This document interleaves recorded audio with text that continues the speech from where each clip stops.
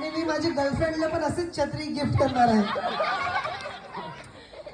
एक क्षण लागतो कुणाला तरी हसवण्यासाठी, एक क्षण लागतो कुणाला तरी हसवण्यासाठी, एक क्षण लागतो कुणाला तरी रडवण्यासाठी, पण एक नजर लागते कुणावर तरी प्रेम करण्यासाठी. आणि माझ्यावर तर कोणी नजर टाकत पण नाही. किती खोटं केली, किती खोटं. या सगळ्याच्या समोर तर खोटं बोलू नकोस तू. तुला आठवतंय का युथ फेअरच्या मध्ये एक मुलगी सापडली होती, सेल्फी काढत होती. आठवलंय? अरे अक्षय, बॅड लक. नंतर मला माहित पडली ती तर रितेशची गर्लफ्रेंड आहे आणि गोवाला पण गेली होती.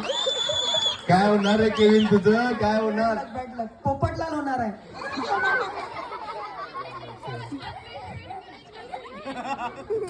अक्षय, मी तुझा मोबाईल बघितला आणि नंतर मला माहित पडले ते तू सर्वप्रथम प्रोग्रामच्या स्टार्टिंगला जे फोनवर बोलत होता ना, टेक केअर बेबी.